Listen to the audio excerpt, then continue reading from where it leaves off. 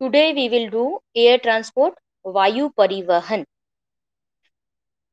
तो अभी हम लोग देखें वर्तमान युग में जो जो वेरी रिसेंट टाइम है उसको हम लोग कहते हैं एयर एज, हवाई युग कहते हैं। क्योंकि इस एज में, इस युग में एयर ट्रांसपोर्ट का प्रचलन बहुत बढ़ गया है। तो पिछले अगर 50 इयर्स में देखें तो पिछले 50 वर्षों में वायु परिवहन यानी एयर ट्रांसपोर्ट में बहुत ज्यादा उन्नति हुई है। बहुत ज्यादा तीव्र गति से उन्नति हुई है, बहुत ज्यादा आगे बढ़ा है। और ये जो वायुयान है, मतलब जितनी हमारा जो फ्रिक्वेंसी, जितना हम जो बोलते हैं, हमारी जो आवाज की जो गति होती है, उससे भी तेज चलने वाले वायुयान जो जो आकाश में चलते हैं, तो एयर ट्रांसपोर्ट। तो वायु परिवहन का कुछ फीचर्स है, कुछ मेरिट है, कुछ डिमेरिट है। तो पहले उसको करेंगे, व्हाट आर द मेरिट और क्या इसकी विशेषताएं हैं, क्या फीचर्स है।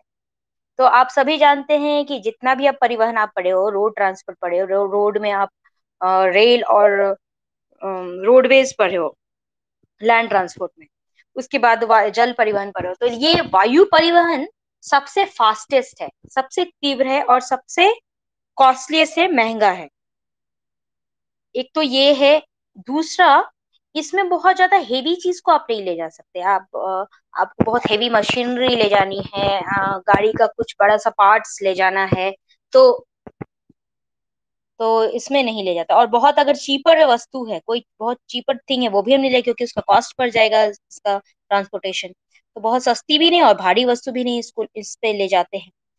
और इस एयर ट्रांसपोर्ट में लाइट वेट चीजों को ज्यादा ढोया जाता है। और जो बहुत कॉस्टली है और जो जल्दी खराब हो जाने वाली चीजें हैं, उनको ढोने के लिए, उनको ले जाने का सबसे अच्छा मोड ऑफ ट्रांसपोर्टेशन है। नेक्स्ट है कि जो अभी जो भी नेचुरल डिजास्टर आता है, प्राकृतिक विपदाएं आती है, प्राकृतिक आपदाएं आती हैं, उसमें अगर लोग फंसे हुए हैं, तो मान लो कहीं पे बाढ़ आया है, या कहीं पे लैंडस्लाइड हुआ है, या कहीं पे अर्थक्वेक आया है, तो वहां लोग फंसे हुए हैं। जैसे आप सुने थे कि बद्रीनाथ केदारनाथ में एक बार फ्लैश फ्लड हुआ था, 3-4 साल पहले की बात है। तो वहां पे फंसे हुए लोग को दवाई पहुंचाना, खाना पहुंचाना, जो भी रिक्वायरमेंट्स है, एसेंशियल नीड्स है, आवश्यक वस्तु है, उनको पहुंचाने का काम सिर्फ एयर ट्रांसपोर्ट ही कर सकता था, और वही करता है। तो ये नेचुरल डिजास्टर में, प्राकृतिक आपदाएं जो भी होती हैं, आइदर फ्लड हो या क्लाउड बर्स्ट हो या अर्थक्वेक हो, वॉल्केनो हो, तो उसमें अगर लोग फंसे हुए हैं, तो उनको नेसेसिटीज पहुंचाना, आवश्यक चीजों को पहुंचाना, मेडिसिन हो, चाहे फूड हो, चाहे जो भी नेसेसरी आइटम्स है, उसको पहुंचाने का कार्य एयर ट्रांसपोर्ट के द्वारा किया जाता है। उसके बाद अगर कोई युद्ध है में, तो अगर युद्ध में वायु परिवहन किसी भी देश की सबसे बड़ा मतलब एनर्जी माना जाता है, सबसे बड़ी शक्ति मानी जाती है, सबसे बड़ा पावर माना जाता है।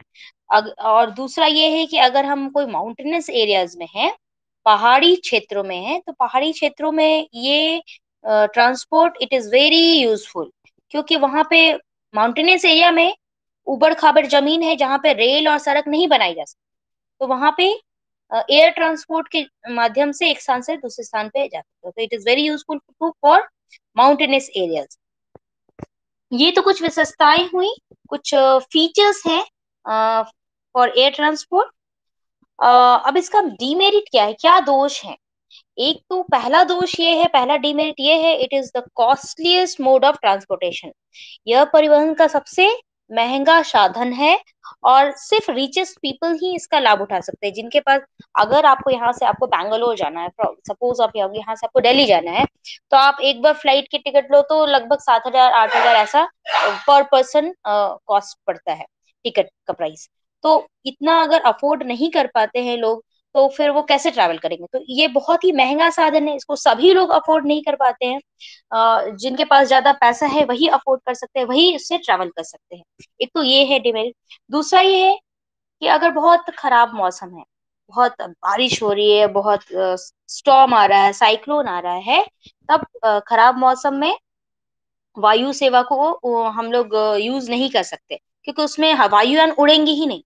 आप आपका पहले से भी अगर टिकट है, तो बारिश के टाइम अगर उस टाइम या तो लैंडिंग या टेक ऑफ कर रहा है जब, तो उस समय अगर बारिश होते रहता है, तो उसमें बहुत मुश्किल होता है वायुयान को टेक ऑफ करना या लैंड करना। तो खराब मौसम में, वेदर अगर खराब है, बैड वेदर है, तो this service is not available. तीसरा ये हो सकता है कि वायुयान में बहुत सारी की तरह की दुर्घटनाएं भी हो सकती, कभी क्रैश कर जाता है, कभी इंजन फेल कर गया, सपोज कभी ऐसा होता है। तो और हाईजैक कर लिया जाता है कभी कुछ एयर एयरवेज, एयर ट्रांसपोर्ट को, कहीं कोई फ्लाइट को हाईजैक किया था। आप इस पे बहुत सारी कुछ मूवीज भी आप देखे होंगे, प्लेन को हाईजैक करने के लिए। ये एक नीरजा मूवी आई थी, उसमें भी आप देखे होंगे। तो ये जो, यस यस, और भी कुछ मूवीज इस तरह के का घटनाओं पे बनी हुई है। तो ये वायुयान की दुर्घटनाएं भी होती हैं समटाइम्स, अपहरण की समस्याएं होते हैं। तो ये तो जब होता है तो बहुत, it is a major cause of concern. तो ये कुछ प्रॉब्लम्स है रिगार्डिंग एयर ट्रांसपोर्ट। लेकिन नया जो विकास हो रहा, नवीनतम विकास हो रहा वायु परिवहन की वजह से, ये दुनिया ही पूरी बदल गई है। सपोज आप यहाँ हो, वर्ल्ड इज वेरी स्मॉल, आपको दिल्ली जाने में जहां आपको 10 घंटे 12 घंटे लगते थे, now you can go by airways in 1.5 hour. 1.5 घंटे में आप पहुंच जा रहे हो दिल्ली। आपको लंदन जाने में काफी दिन लगते थे, 15 दिन 20 दिन, या एक महीना। लेकिन अभी आप अगर बाय एयर ट्रांसपोर्ट से ही जा रहे हो, वही एक साधन ही है अभी, तो उससे आप 10 घंटे में पहुंच जा रहे हो, 8 घंटे में पहुंच जा रहे हो। तो ये जो है, लोग एक स्थान से दूसरे स्थान के बीच की दूरी समझ लेते हैं कम हो गया है, बिकॉज ऑफ एयर ट्रांसपोर्ट।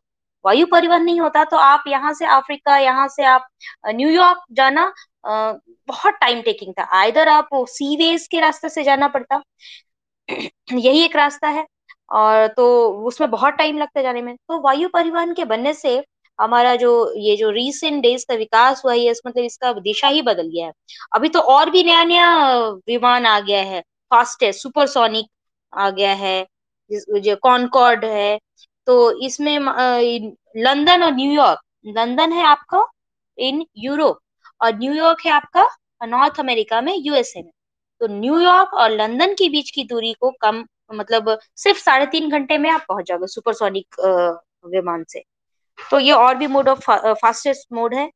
और अगर हम पूरे विश्व का मानचित्र देखेंगे कि वायु परिवहन का विकास और वितरण कहाँ कहाँ ज्यादा हुआ है, कहाँ कहाँ इसका डिस्ट्रीब्यूशन है, वितरण, तो एक मैप आपको, ये सबनम।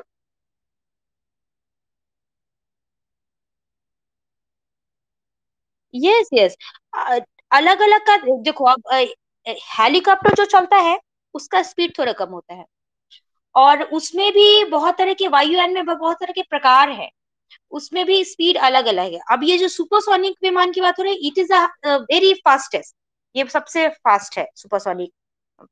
तो इसका स्पीड में भी, जैसे आप ट्रेन में ट्रेवल करते हो, तो ट्रेन में लोकल ट्रेन से जाते हो, और एक एक्सप्रेसवे से जाते हो, और अभी आप या दुरंतो से जाते हो, तो ये जितनी भी ट्रेन है, सबका स्पीड अलग अलग है, सबका अलग अलग, मतलब पर आवर किलोमीटर जो कितना चलेगा, सबका। राजधानी से जाते हो तो उसका अलग है। तो सबका अलग अलग वेज है, मतलब मतलब जाने का जो स्पीड है वो अलग अलग। उसी तरीके से जैसे रेलवे में अलग है, रेलवे, आप यहाँ से सिल्ली जा रहे हो, आप यहाँ से मुड़ी जा रहे हो लोकल ट्रेन में, तो आपको ज्यादा टाइम लगेगा लोकल ट्रेन में जाने में, रादर देन अगर आप एक्सप्रेस वे से जा रहे हो, तो वो आपको कम टाइम लगेगा। तो ये डिपेंडिंग ऑन ट्रेन टाइप्स और उसका क्या इंजन किस तरीके का लगा हुआ है, उसी तरीके से वायु परिवहन में भी कुछ कुछ अलग होते हैं। जैसे सुपरसोनिक विमान है, it is the fastest one, तो इसमें भी अलग अलग है। तो अगर हम वायुयान का वितरण देखें, डिस्ट्रीब्यूशन देखेंगे, आप वर्ल्ड का नक्शा को इमेजिन करिए, या आपके पास एटलस है तो you can see the Atlas. उसमें देखोगे कि वायु परिवहन का जो डिस्ट्रीब्यूशन है, वितरण है, इट इज वेरी अनइवन, बहुत ही असमान है। क्योंकि जो ज्यादा डेवलप कंट्री है, या ज्यादा डेवलप महाद्वीप हैं, देश हैं, वहां पे ज्यादा विकास हुआ है, दे आर मोर डेवलप।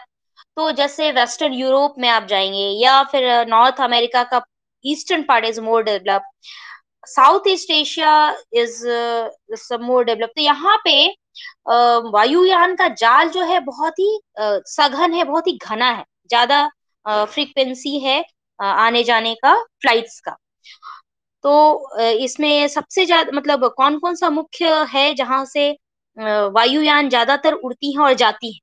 तो इसमें लंदन है, पेरिस है, रोम है, Moscow, Karachi in Pakistan, Delhi in India, Mumbai India में है, बैंकॉक थाईलैंड में है, सिंगापुर है, उसके बाद Tokyo in Japan, San Francisco, Los Angeles, Chicago, New York in America, Rio de Janeiro in South America. तो ये सब प्रमुख केंद्र हैं या प्रमुख शहर हैं। उसके बाद अगर हम बात करें एशियन मतलब जो रशिया है, एशिया के पार्ट में है, और अफ्रीका में, यहाँ पे कुछ वायु सेवाओं की कमी, क्योंकि they are not very developed Africa में, और eastern part of Asia that is Russia, मतलब ईस्टर्न रशिया जिसको बोलते हैं।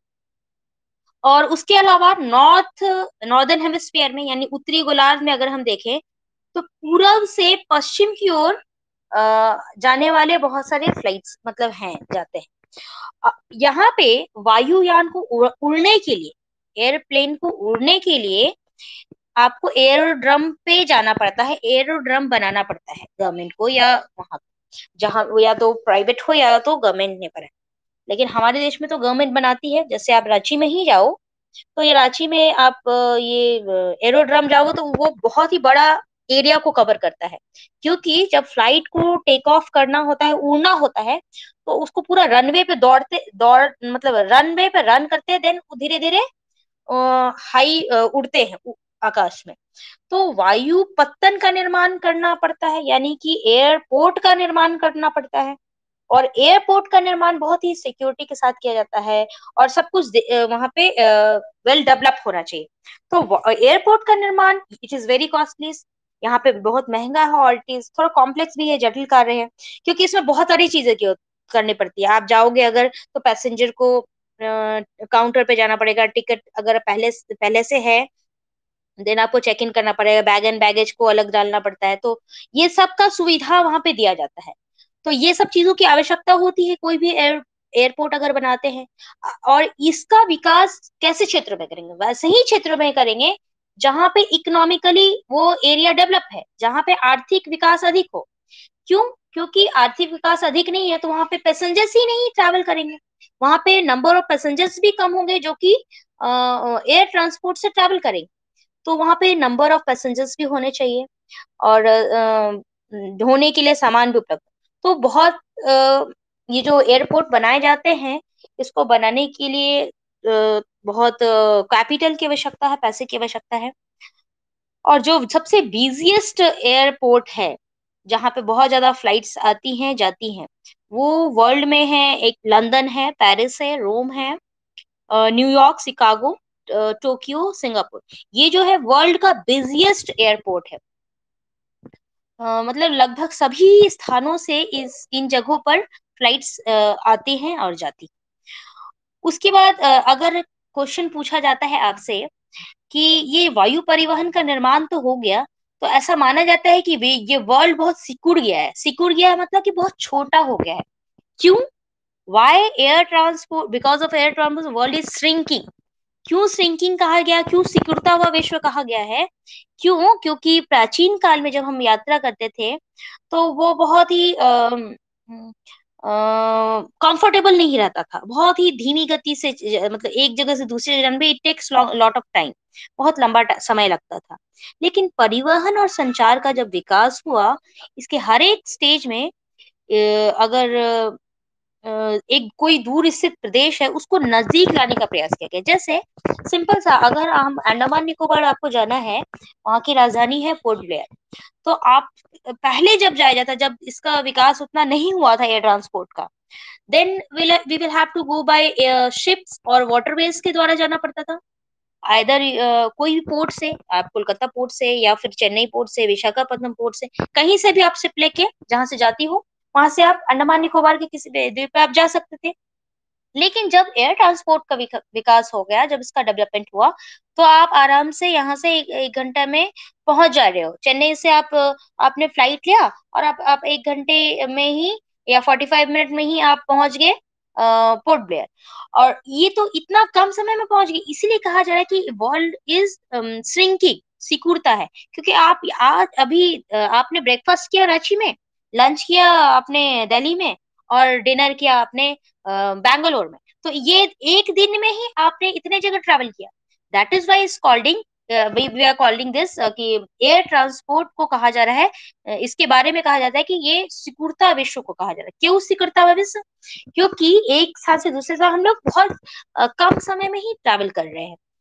और अभी काफी समय तक देखा जाए तो ये land transport, it is very, बहुत असुविधाजनक है, बहुत ही स्लो है।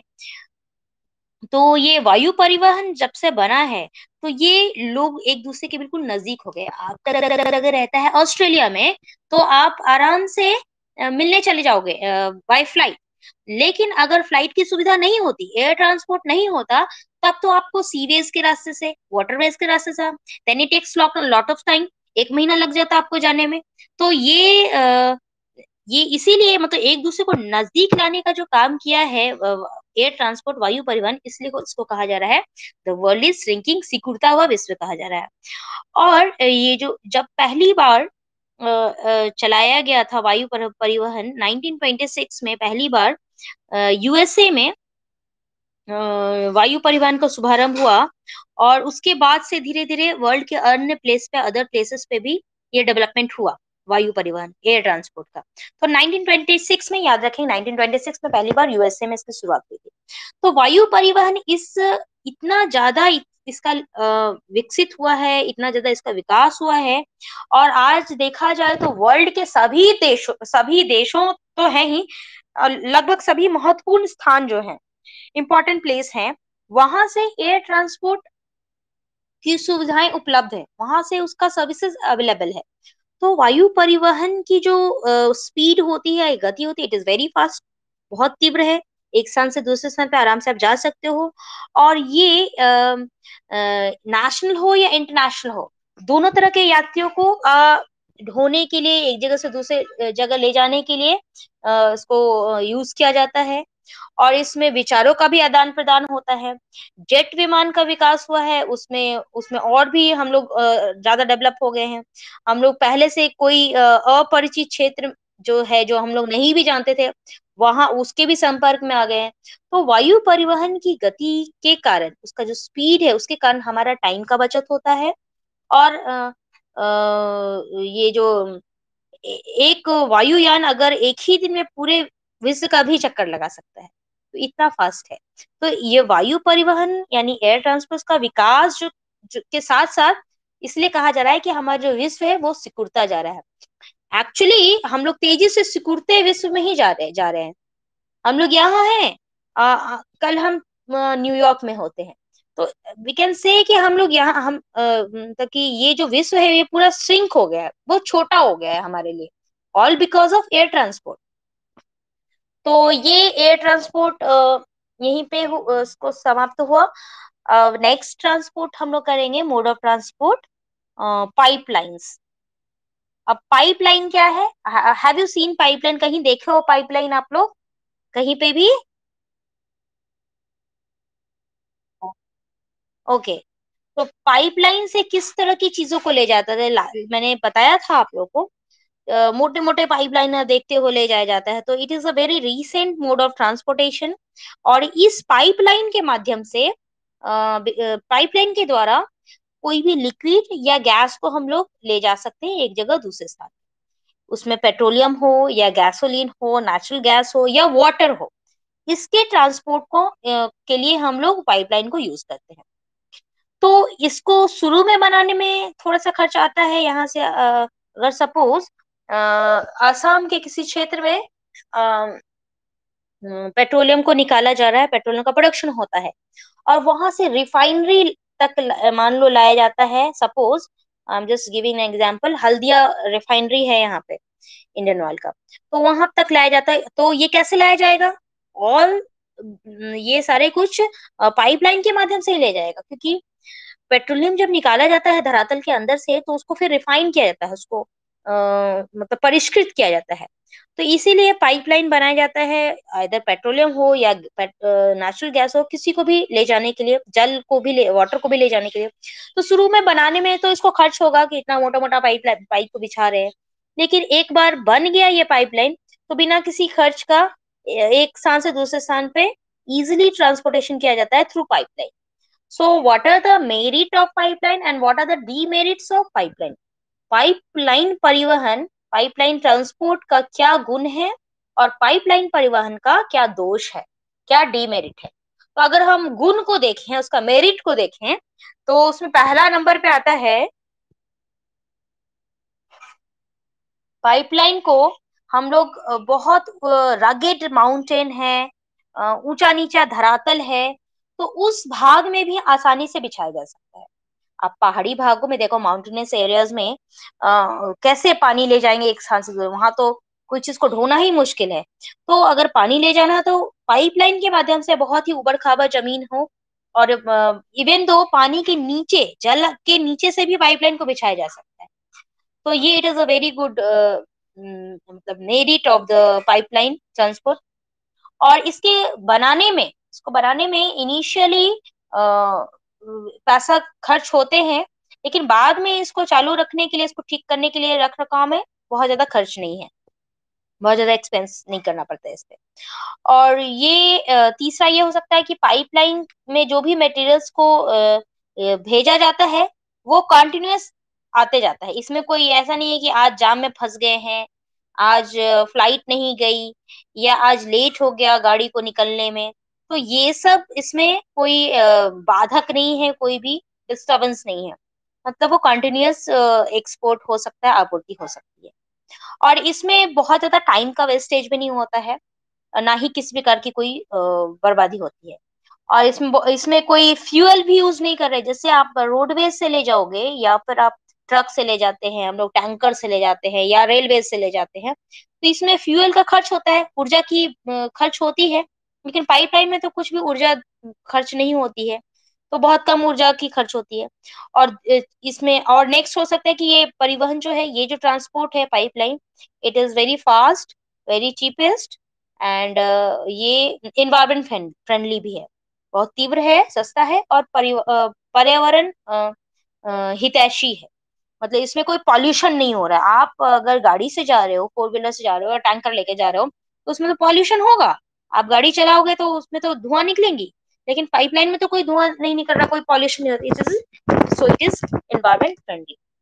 ये कुछ गुण है, it is a merit of pipeline transport. इसको याद कर लीजिएगा and note down homework. Homework लिखेंगे, write the merit and demerits of pipeline transport. Pipeline परिवहन के गुण एवं दोषों को लिखें। Again I am repeating, pipeline परिवहन के गुण एवं दोष को लिखें। Explain the merit and demerits of pipeline transport. सभी ने लिख लिया? M I audible? Okay, so ये होमवर्क आपको पॉइंट्स में लिखना है, पॉइंट्स में लिख करके नेक्स्ट क्लास में आई विल सी। तो अभी हम लोग ने पाइपलाइन परिवहन के गुण को किया। अब हम लोग, क्या इसका दोष है, क्या इसका डीमेरिट है? तो पाइपलाइन जब हम बिछाते हैं, तो ये आप कोई भी प्लास्टिक का पाइप ही देखो, तो उसमें कोई फ्लेक्सिबिलिटी नहीं है। It is not flexible, straight straight, या कहीं उसमें वी शेप का लगाना पड़ता है उसको कर्व देने के लिए, तो इसमें कोई फ्लेक्सिबिलिटी नहीं है। एक तो ये है। और ये दूसरा ये हो सकता है कि एक बार अगर हम पाइपलाइन बिछा दिए, मान लो कोई भी मोटा, अगर हम मान लो वो 2 मीटर का पाइप है, मोटा चौड़ा, उसको बिछा दिया, लेकिन हमको और ज्यादा चौड़ा चाहिए था, 5 मीटर चौड़ा चाहिए था पाइप, तब तो इसको हम बढ़ा या घटा नहीं सकते। तो एक बार बनने के बाद इसके कैपेसिटी को हम लोग वी कैन रिड्यूस, और इसको इंड्यूस भी नहीं कर सकते हैं, इनलार्ज भी नहीं कर सकते हैं। तो एक बार जब बन गया तो इसकी क्षमता को ना घटाया जा सकता है ना बढ़ाया जा सकता है, जितना है उतना ही रहेगा। और समटाइम्स कुछ एरियाज में इसका मेंटेनेंस करना मुश्किल है, इसकी सुरक्षा सिक्योरिटी का थोड़ा सा प्रॉब्लम है, इसकी सुरक्षा की व्यवस्था करना थोड़ा सा मुश्किल होता है। कई बार क्या होता है, पाइपलाइन में लीकेज होने लगता है, रिसाव होने लगता है, तो ये बहुत ही बिग प्रॉब्लम है। कभी मान लो पेट्रोलियम को ले जाए जा रहे हैं या नेचुरल गैस को ले जाया जा रहा है from one place to another, तब अगर रिसाव होने लगेगा, लीकेज होने लगेगा, तो ये एक बिग प्रॉब्लम है ऑफ पाइपलाइन ट्रांसपोर्ट। तो दूसरा ये हो सकता है कि कहीं पे अगर पाइपलाइन फट जाता है तो उसका पता लगाना मुश्किल है कि कहाँ पे लीकेज हो रहा है, कहाँ पे फटा है, इसको मरम्मत करना भी मुश्किल है, कठिन है थोड़ा सा। तो these are the some demerit of pipeline. अब हम लोग देखते हैं पूरे वर्ल्ड में, अगर पाइपलाइन का हम डिस्ट्रीब्यूशन देखें, वितरण देखेंगे, तो कहाँ कहाँ ज्यादा पाइपलाइन से बिछा हुआ है और कहाँ कहाँ ज्यादा पाइपलाइन है। तो विश्व में सबसे अधिक पाइपलाइन बिछी हुई है यूएसए में। It is developed country. USA में, संयुक्त राज्य अमेरिका में लगभग 1,60,000 किलोमीटर लंबा पाइपलाइन इन यूएसए। और अधिकांश पाइपलाइन पेट्रोलियम को, जो भी प्रोडक्ट, जहां भी प्रोडक्शन हो रहा है, उत्पादक क्षेत्र जहां पे है, वहां से कंज्यूमर एरियाज तक उसको ले जाते हैं, पेट्रोलियम को, इन यूएसए। और सबसे important pipeline, very important in USA, आपसे पूछा जाएगा कि पाइपलाइन जो यूएसए में है वो बिग इंच, नाम याद रखेंगे, बिग इंच पाइपलाइन, जो मैक्सिको की खाड़ी से नॉर्थ ईस्ट पार्ट को तेल पहुंचाता है। तो याद रखेंगे बिग इंच कहाँ है, अमेरिका में। और मैक्सिको की खाड़ी से नॉर्थ ईस्ट पार्ट को पेट्रोलियम पहुंचाता है, बिग इंच। याद रखेंगे बिग इंच, नाम है। हाँ हाँ, नाम याद रखोगे। और दूसरा है, दूसरा जो महत्वपूर्ण पाइपलाइन है, कोई कुछ बोल रहे हो क्या? No. Okay. Second important pipeline is in Middle East, मध्य पूर्व जो है वर्ल्ड का, वहां पे बहुत सारे, क्योंकि ये जो मिडिल ईस्ट जो कंट्रीज हैं, वहां पे पेट्रोलियम का प्रोडक्शन बहुत ज्यादा होता है, जैसे ईरान है, इराक है, सऊदी अरब है, यहाँ पे पेट्रोलियम का प्रोडक्शन होता है। तो यहाँ पे भी बहुत सारा पाइपलाइन बिछा हुआ है। यहाँ पे मेडिटेरेनियन सी का कोस्ट से लेकर के अगर उसको रिफाइनरी तक पहुंचाना है, तेल का जो परिष्करणशाला है वहां तक पहुंचाने के लिए पाइपलाइन का यूज किया जाएगा। और इन मिडिल ईस्ट, मध्य पूर्व में, अ, एक इम्पॉर्टेंट पाइपलाइन है, ट्रांस अरेबियन पेनिनसुला पाइपलाइन। याद रखेंगे, टैप लाइन जिसको बोला जाता है, टीएपी, यानी T T for trans, A for Arabian, P for peninsula, TAP, tap line, trans Arabian peninsula pipeline, सबसे बड़ा है इन मिडिल ईस्ट। तो याद रखेंगे, trans Arabian peninsula pipeline, that is called tap line in Middle East, मध्य पूर्व में। अब इसका डायमीटर इज 750 मिलीमीटर, लंबाई है लगभग 1600 किलोमीटर, और ये रॉस तनूरा से साइडन तक तेल ले जाती है। उसके अलावा रशिया में, रूस में एक पाइपलाइन है, एक बड़ी लंबी पाइपलाइन है जिसका नाम है कॉमेकॉन, COMECON। तीनों याद रखना है। बिग इंच आपका अमेरिका में हो गया, मध्य पूर्व यानी मिडिल ईस्ट में हो गया tap line, trans Arabian peninsula. रूस यानी रसिया में कॉमेकॉन, COMECON, हिंदी में भी कॉमेकॉन। तो ये एक बड़ी लंबी पाइपलाइन है जो कि यूरल माउंटेन है इन यूरोप, वहां से वोल्गा क्षेत्र, और वहां वोल्गा क्षेत्र से ईस्टर्न पार्ट ऑफ जो यूरोप है वहां तक तेल पहुंचाया जाता है। अब हम लोग आते हैं इंडिया में। इंडिया में कहाँ ज्यादा तेल का प्रोडक्शन हो रहा है, पेट्रोलियम का प्रोडक्शन हो रहा है? आसाम के तेल क्षेत्र में, वहां से आसाम में दिगबोई समझ लीजिए, वहां से बरौनी, इट इज इन बिहार, वहां तक पाइपलाइन बिछाया गया है। गुजरात में अंकलेश्वर है जहां पे पेट्रोलियम का प्रोडक्शन होता है। वहां का तेल क्षेत्र जो भी है, पेट्रोलियम एरियाज है, वहां से मथुरा तक, मथुरा में भी एक रिफाइनरी है, Mathura it is in UP, Uttar Pradesh. तो गुजरात का तेल क्षेत्र है अंकलेश्वर और उसके आसपास का जो भी क्षेत्र है, वहां से मथुरा तक तेल पहुंचाने के लिए पाइपलाइन को बिछाया गया है। इंपॉर्टेंट।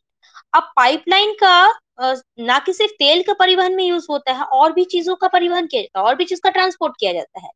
तो पाइपलाइन का यूज नेचुरल गैस को पहुंचाने में भी किया जाता है। नेचुरल गैस ये फैक्ट्रीज में यूज होते हैं, फर्टिलाइजर इंडस्ट्री में यूज किए जाते हैं इसको, फर्टिलाइजर फैक्ट्री में। तो यहाँ यूएसए में गैस पाइपलाइन तो सबसे लंबा है, सबसे ज्यादा है। यूरोप में इटली है, फ्रांस है, नीदरलैंड है, ये सब जगह गैस परिवहन के लिए पाइपलाइन को यूज किया जाता है, नेचुरल गैस। हाल में इंडिया में नेचुरल गैस को ट्रांसपोर्टेशन के लिए, नेचुरल गैस का परिवहन के लिए, there is a pipeline called HVJ, Hazira Vijaypur Jagdishpur. Very important, note down in copy, very important for your GK as well as for your course exam. तो अगर आपसे पूछा जाता है कि भारत में गैस परिवहन के लिए कौन सा पाइपलाइन है, तो यू हैव टू से HVJ, Hazira, H for Hazira, B for Vijaypur, J for Jagdishpur. ये पाइपलाइन बनाया गया है और 1700 किलोमीटर लंबा है। तो ये विजयपुर, सवाई माधोपुर, जगदीशपुर, शाहजहांपुर, बरबरा जो फर्टिलाइजर फैक्ट्री है, कारखाना है, वहां पे गैस को उपलब्ध कराया जाता है। तो याद रखेंगे, HVJ in India, कॉमेकॉन in Russia, tapline यानी trans Arabian peninsula pipeline, it is in Middle East, और Big Inch in America, North America. तो ये याद रखेंगे आप, कुछ जो पाइपलाइन के नाम है।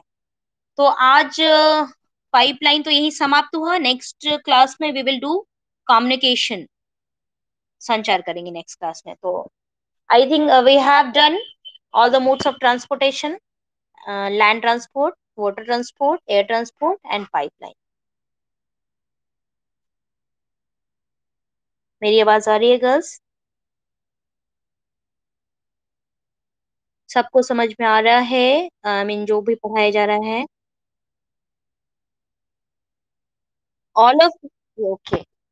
जो भी क्लास, एक रिक्वेस्ट तुम लोग का कोई आया था, कोई स्टूडेंट का, कि तुम लोग चाहते हो, कोई स्टूडेंट चाहते हैं कि आप लोग को इन ये पॉपुलेशन वाला चैप्टर फिर से कराया जाए, वर्ल्ड पॉपुलेशन डिस्ट्रीब्यूशन। तो उसको भी एक दिन कराएंगे, क्योंकि हम लोग तो आगे ही चल रहे हैं, हम लोग का सिलेबस पीछे नहीं चल रहा है। We will complete our syllabus within time. So एक दिन हम लोग इसको फिर से कर लेंगे। हम लोग तो कर ही चुके हैं डिस्ट्रीब्यूशन पॉपुलेशन वाला चैप्टर, लेकिन फिर से अगर कोई स्टूडेंट समझना चाहता है तो इस क्लास को हम लोग फिर से करेंगे। Okay, and all of you are requested to, जो भी वीडियो अपलोड किए जाते हैं, kindly like, comment and subscribe the channel.